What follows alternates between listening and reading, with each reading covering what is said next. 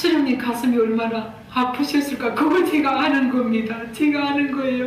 그 책이 결국은 우리나라에 대한 비난이 됐고 죄송한 생각입니다. 진실하고 소박하면서도 굳센 사람들의 정신세계에 대하여 늦게나마 알고 깨우쳤기에 그들을 욕되게 하였던 책을 마침내 제 손으로 찢어버리는 것이다. 아, 정말 얼굴 다 경직돼 있고 어떤 고문을 받았을까라는 생각이 머릿속에 막 상상으로 떠오를 만큼의 표정으로 나와서 말씀을 하시거든요. 최근 26명의 탈북민들이 다시 북한으로 돌아갔다는 소식 들으셨을 겁니다. 이들이 자진해서 북한으로 돌아간 것인지 아니면 납치된 것인지 의견이 엇갈리는데요. 취재 결과 통일부에서는 이들이 납치된 것으로 보고 관련 내용을 조사하고 있습니다. 이와 관련한 비밀 무엇인지 앞으로 공개하도록 하겠습니다. 근데 진짜 아까 강은하 기자님이 말씀하신 거 진짜 궁금했거든요. 정말 이거 납치된 거예요? 아, 네. 그러니까 사실은 통일부도요, 실제로 납치되고 있다고 보고 있고 납치와 관련된 내용이 기자들에게도 매우 정보가 많이 들어옵니다. 그래서 북중 접경지 같은 경우에는 특히 단둥 이쪽은요, 사실 탈북자분들이 안 가시기를 권하고 있고 탈북자분들뿐만 아니라 관련 취재를 하는 기자들도 굉장히 위험하고요. 그 납치 방법이 진짜 우리 영화에서 보는 것처럼 봉고차가 그냥 길을 걸어가고 있는데 봉고차가 이렇게 훅 와서 태워서 그 길로 바로 북한으로 넘어간다는 거예요. 그래서 실제 외교부에서도 공식적으로 탈북민들 혹은 이제 관련자들의 북중 경계지의 여행이나 이런 걸 금지한 바 있습니다. 정미진 기자님 어떻게 보세요? 임지연 씨였나요? 네. 예. 저 얼마 전에 중국에 있는 한 정보원으로부터 임지연 씨에 대한 정보를 받았어요. 네. 사실 제가 쓰는 기사의 대부분이 북한 시장경제 기사가 대부분인데요. 납치 관련해가지고 제보가 들어왔기 때문에 저도 확인이 필요한 거잖아요. 그래서 어떻게 납치를 해갔냐 이제 여쭤봤더니 중국에 일단 들어와서 중국에 있는 칠버산 호텔에서 체포가 됐다고 합니다. 칠버산 호텔이 그 내부에 지하에서 북한 보위원들이 숙식을 하고 있다고 했고요. 칠버산 호텔에서 중국인 남편이 조금 도움을 줬나 봐요. 이제 칠버산 호텔까지 유인을 했고 또 거기서 이제 북한 보위부하고 협력을 해서 그래서 이제 석고붕대에서 갔다고 하는데 석고붕이 뭐예요? 석고붕대라고요. 딱 감싸면 굳어져요. 예. 그러니까 석고를 우리 기부스 하듯이 그렇죠. 했다는 네. 말씀이시죠? 그거요. 자, 그럼 요것도 한번 여쭤볼게요. 칠보산은 어디 위치에 있는 거예요? 칠버산 호텔은 아마 심양 쪽에 있지 않을까 싶습니다. 심양이요? 심양? 네. 심양이면 뭐 아직 북한 경계랑도 굉장히 먼 곳인데. 멀죠. 네. 그 남편이 유인을 했다는 거죠. 그러니까 엄마가 보고 싶다 하니까 돈을 보내자 그래서 일단 돈을 먼저 송금을 했고요. 근데 송금한 과정에서 돈이 사고가 생겼다 이러니까 임지연 씨는 급한 거잖아요. 그래서 중국에 오게끔 이제 그 남편이 좀 유도를 한 것 같다는 그런 추측이 있고요. 근데 작전을 그렇게 썼다는 거잖아요. 그렇죠. 네. 그래서 제가 북한 국경 군인들 보고 물어봤거든요. 압록강 쪽으로 해산 쪽으로 갔다고 하기 때문에 여쭤봤더니 모르는 거예요. 전혀. 군간임에도 불구하고 모르는. 그러면 이 임지연이는 자발적으로 건너간 게 아니다. 저는 그렇게 생각을 하는 거지. 그러니까 저도 이제 여기 앞에 있는 분들 같이 저도 기자 생활을 한 11년 했는데 그러니까 이제 오랫동안 이제 북한의 국가안전 보위성에 대한 여러 가지 추적을 해왔거든요. 그래서 심양의 칠보산 호텔과 연길에 유경 호텔이 있는데 이건 이제 90년대 후반에 우리 국정원이 철수를 합니다. 중국 동북 지역에서. 왜냐하면 이제 정책이 바뀌다 보니까. 그래서 그때 이제 그 북한의 국가안전보위성의 유경부 부장이 김정일에게 이런 제안을 합니다. 동북 지역을 다시 장악을 하자. 그래서 동북 지역을 장악을 해야 북한 체제가 오래 갈 수 있다. 그런 제안을 김정일이가 사인하면서 그때 북한에 돈이 없었는데 막대한 돈을 투자해가지고 칠보산과 유경호 호텔을 만듭니다. 그래서 연길과 그 심양 지역에 국가안전보위성의 아지트를 만들어내는 거죠. 북한 자본이 들어간 거예요? 들어간 겁니다. 예, 그래서 그 칠보산 같은 경우에는 이제 그 단동의 그 기업인 그 마사홍 네. 그 회사 그 회장이 이제 지분 50% 되고 북한 국가안전보위성이 50% 돼가지고 호텔을 만들었어요. 그러니까 이건 완전히 국가안전보위부의 아지트죠, 완전히. 그러네. 그러다 보니까 그 호텔 안에서는 정보기관들이 와가지고 뭐 사람 잡아가다가 고문도 하고 뭐 끌고도 가고 뭐 별짓 다 하는 거죠, 여기서. 그래서 최근에 지금 중국이 그걸 막긴 막았는데 호텔이 생겨나면서 북한의 이제 그 동북 지역에서의 대외 공작이 정말 이제 공고화되고 이제 활발화되는 거죠. 그러니까 기존에는 탈북민들 이렇게 잡으면 뭐 두만강이나 압록강을 통해서 국경 지역을 통해서 북송을 시켰죠. 각적인 매를 때려서 공포심을 줘서 이렇게 보냈는데 지금은 칠보산을 때 일단 먼저 감금을 합니다. 감금을 해서 그 안에서 일단 먼저 그 곱을 주고요. 그렇게 하고 북한에서 이 사람에 대한 여건을 만들어 가지고 나와서 중국 단동 지역에 들어와서 무역을 했던 상인처럼 여건을 만들어 가지고 이렇게 데리고 내간답니다. 이제는. 사실 납치를 한다는 것도 충격적인데 저는 궁금한 게 이 북한 보위부에서 중국까지 멀리 나와서 왜 우리 탈북민들을 납치해 가는 걸까요? 왜? 예, 그러니까 이제 그 2012년 김정은이 집권하면서 국가안전보위부의 그 탈북자 정책이 바뀝니다, 이게. 그러니까 과거에 아버지 시대 때에는 탈북자를 굉장히 감추고 처벌하고 이제 수용소 가두는 이제 그런 정책이었는데 김정은 시대로 오면서 탈북자를 활용해서 이제 그 예를 들면 남쪽을 경험한 탈북자가 북한에 와가지고 북한 정권이 나만 나쁘다고 욕을 하는 것보다 남한을 살아본 북한 주민이 와가지고 나쁘다고 얘기하게 되면 더 큰 효과가 있거든요. 그래서 한 번 성공할 때마다 김정은이 너무 좋아하니까 국가안전보위성 중앙이 달라붙은 거예요. 중앙보위부가. 그래서 이제는 중앙보위부 차원에서 이제 그거 공작을 하기 때문에 아주 대대적으로 하고 있습니다, 지금. 이게 여기만 들어도 무서운데 그러면 한국에 지금 정착하고 있는 탈북민들 전체가 다 대상이 되는 거예요? 이거 어떻게 되는 겁니까? 실제로 저희 아버지가 받았습니다. 그런 전화를. 자, 근데 뭐라 이렇게 하냐면 고난의 행군 시기를 마무리 총알을 하겠다. 총알 짓기 전에 넘으면 니네 가족 살려줄게. 후에 들어오면 니네 가족 담보 못한다. 이렇게 한단 말입니다. 근데 저희 집에 있는 그 위치상 삐라가 오는 위치가 아닙니다. 저희 집은. 근데 삐라 하나를 우리 아버지 운전석 앞에다가 예쁘게 붙여놓고 간 겁니다. 오늘 아침에. 예쁘게 붙여놓고 간 겁니다. 오늘 아침에. 우와. 그 보는 순간 그냥 아버지도 그렇고 저도 그렇고 그냥 막 사시나무 떨리듯이 막 떨리는 겁니다. 그래서 삐라를 딱 보는 순간에 정말 예쁘게 붙여놓은 겁니다. 그러니까 불안을 조성을 하는 겁니다. 네, 느낄 수 있게. 그러면 김기석 기자님, 아니 이렇게 뭔가 이렇게 좀 찜찜하지만 의심스러운 전화나 연락을 받게 되는데 김 기자님도 그런 적 있으세요? 아니 내가 한 번은 단동 쪽에서 전화가 왔어요. 내 전화번호를 어떻게 알았는지 알고 와서 도와달라는 거예요. 돈 갖고 제발 돈 좀 보내달라는 거예요. 내가 돈 갖고 어디까지 가면 자기가 나온다는 거예요. 그래서 나는 북한 시스템을 너보다 더 잘 알고 이거 정확히 하는데 내가 너한테 돈 준다고 해서 니께 다 가는 건 아니지 않니? 그래도 단 몇 프로라도 온다는 거예요. 그러지 말고 나한테서 돈 받아먹을 걱정과 노심초사 하지 말고 가족을 끌고 탈북에 나와라. 그러면 내가 집을 팔아서라도 너희 대한민국에 데려올게. 형 누님 그렇게 못해요. 고모 그렇게 못해요. 그 옆에서 뭔 말소리가 자꾸 나더라고요.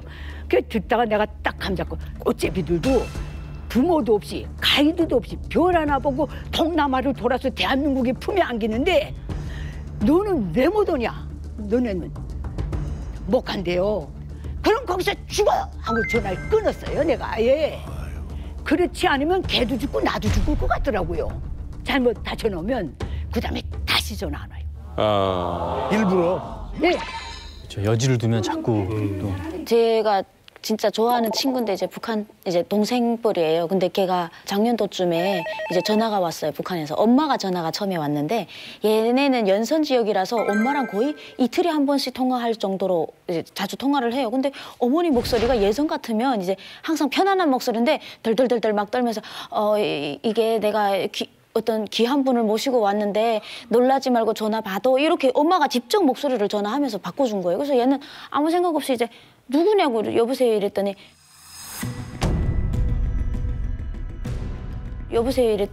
담당 보이시돈이라고 바로 말을 하더라요. 그래서 얘가 엄마가 지금 옆에 있으니까 아무 말도 못하고 딱 쫄아가지고 너무 놀랐대요. 머리끝가 딱 건져서더래요. 그러니까 이분이 하시는 말이 조국의 품으로 돌아오라 이렇게 얘기를 했대요. 그래서 막 울면서 저도 조국 품에 가고 싶습니다. 막 이러면서 울었대요. 막 이제 이 상황을 어떻게 나 못 가 이렇게 못 하잖아요. 엄마가 있으니까. 그래서 조국 품에 너무 가고 싶은데 어떻게 갑니까? 이렇게 물어봤대요. 그러니까 너 여권 없니? 이러면서 너 여권 가지고 중국으로 오면 내 데리러 갈게 이러더라는 거예요. 보이시더니. 그러니까 얘가 내가 지금 간암이 왔습니다. 제가 지금 뭐라고? 우리 어머니 옆에서 듣는데 어머니한테 제 아프다는 소리 하지 마시오. 얘가 이렇게. 그래서 만약에 가서 죽으라면 제가 가서 조국에 가서 죽겠습니다. 지금 한국에서도 병원비 없어서 병원에 못 갑니다. 얘가 이렇게 얘기를 했고 이분이 한숨을 푹 쉬더니 됐다 그냥 거기서 죽어라 이러더래요. 거기서 죽어라 이러더래요. 진짜로 그랬대요. 아무튼 이런 무서운 이야기들이 정말 너무 소름 끼치는데 이런 상황이 벌어지고 있다는 걸 많은 탈북민들이 알고 계시면 스스로 되게 조심을 할 것 같은데도 이렇게 재입국 피해자들이 많이 생기는 이유가 뭘까요? 네, 사실 북한의 기획입국의 그 방식으로 한 3가지 정도를 제가 뽑아왔는데요. 첫 번째를 보시면 탈북민의 가족을 이용한다. 방금 전에도 저희 탈북민들 말씀해 주셨잖아요. 나의 피부치 가족들이 나를 위해서 와달라, 나를 만나달라라고 했을 때 워낙에 나의 가까운 사람들이 요청하는 거기 때문에 그걸 거절하지 못하고 그 북경 지역으로 가게 되는 거죠. 두 번째로 보면 탈북 브로커를 이중 스파이로 이용하는 케이스인데요. 이 처음부터 아예 그 보이부하고 연결을 해서 처음부터 브로커들이 이 탈북민들을 북한으로 데려가기 위해서 불러들이는 경우도 있고요. 처음엔 돈을 위해서 불러들이다가 나중에 이제 북한으로 넘기는 경우도 있다고 합니다. 마지막으로 보면 탈북민을 돈으로 유인하는 케이스입니다. 이 아무래도 한국에 정착하기가 힘들고 돈이 부족하다 보니까 이 탈북민들한테 돈이 되는 사업을 하자면서 유인을 해서 국경까지 오게 하는 그런 수법을 쓰는 겁니다.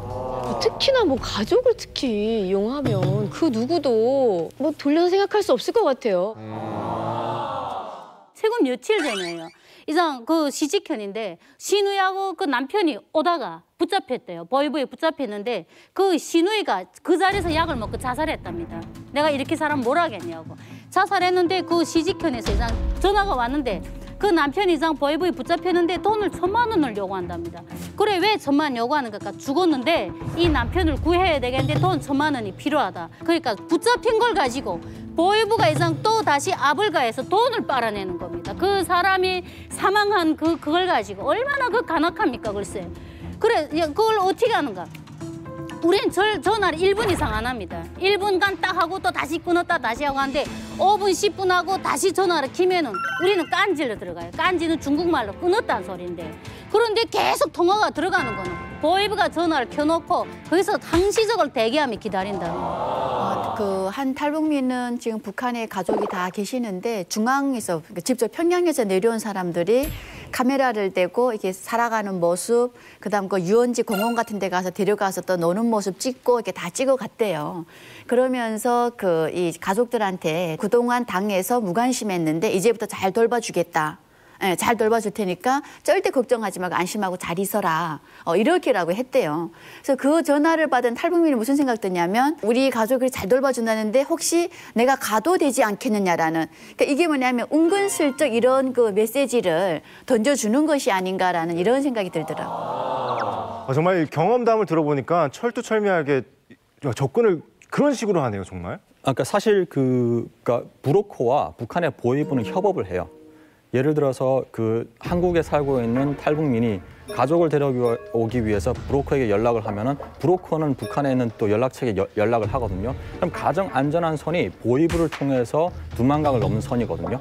근데 이게 어떻게 되냐면요. 보이부 사람들은 탈북하는 사람들을 막아야 되는 게 그 사람들의 임무거든요. 근데 또 동시에 탈북을 넘겨주면서 돈도 벌어야 되는 거예요. 왜냐면 이 사람들에게 할당되는 충성 자금도 있어요. 그리고 또 자기 생계도 있으니까. 그러면은 보이지도원 같은 경우는 이 사람들은 자기들도 자기를 하는 걸 보여줘야 되니까 자기들의 방패막이로 10명에 2명 정도, 1명 정도 이런 사람들은 잡아버리는 거예요. 두만강을 넘은 다음에 자, 두만강을 넘었으니까 돈을 붙여라. 돈을 확인한 다음에 그 사람을 잡든지 아니면 중국 공안에 정보를 주는 거죠. 그러니까 지금 제가 얘기를 들으니까 아주 그 가족, 돈, 브로커 그러니까 다양한 방법으로 탈북민들을 다시 그 납북을 시키잖아요. 그 납북돼서 북한에 가신 분들은 어떻게 살고 계시는 건가요? 근데 사실은 북한으로 다시 넘어가게 되면요. 선전선동에 동원되는 겁니다. 이게 저는 이제 조선중앙TV를 실시간으로 보고 있는데 조선중앙TV를 보면요. 거기에 나오시는 분들 뭐 다 아시겠지만 교육을 받고 정해진 워딩을 나와서 그대로 외워서 읽으시는 수준이거든요. 그냥 화면으로만 봐도 이분이 정말 얼굴 다 경직돼 있고 어떤 고문을 받았을까라는 생각이 머릿속에 막 상상으로 떠오를 만큼의 표정으로 나와서 말씀을 하시거든요. 네, 실제로 어떻게 선전을 하는지 저희가 영상을 준비했습니다. 함께 보시죠. 저는 함경북도 회령에서 살다가 2007년 12월 달에 몽골 사막을 거쳐서 결국은 남조선으로 들어가게 됐습니다. 형제 혈육부터 어디다 두고 너 혼자 돌아왔느냐. 그 할머니가 그렇게 이제 눈물을 흘리시면서 수령님 끌어안고 그렇게 말씀하실 때 수령님 가슴이 얼마나 아프셨을까 그걸 제가 아는 겁니다. 제가 아는 거예요. 그 책이 결국은 우리나라에 대한 비난이 됐고 죄송한 생각입니다. 진실하고 소박하면서도 굳센 사람들의 정신세계에 대하여 늦게나마 알고 깨우쳤기에 그들을 욕되게 하였던 책을 마침내 제 손으로 찢어버리는 것이다. 자, 지금 벌써 말투는 벌써 서울 말투를 쓰고 있는데 거기다 대고 지금 장군님 찬양을 하려니 사실 저희가 봐도 좀 이건 좀 이상하다 했어요. 그러니까 여기 현주 씨가 그랬나요? 저한테 그런 거 오빠 이게 자유의 냄새에 맡다가 거기 가서 못 살아요 그러는. 자유의 맛을 본 사람들은 자유 없는 곳에서 절대로 저는 못 산다고 생각을 합니다.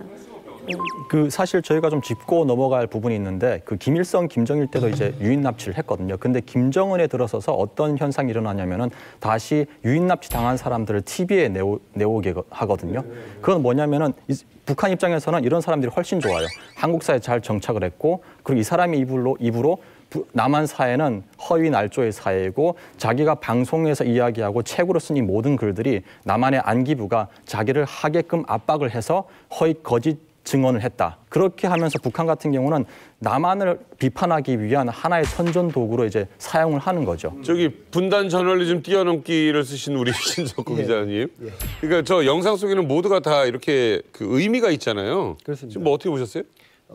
가장 중요한 건 저 영상이 나온 매체입니다. 매체. 저 영상이 나온 매체는 보니까 우리민족길이라고 하는데 그거는 대외용입니다. 대외용이라서 남한에 오신 탈북민들을 유혹하고 설득해서 재입국시키려는 그런 의도를 가진 영상이고요. 지금 이제 말씀하신 그 TV는 북한 내에서 방송이 되잖아요.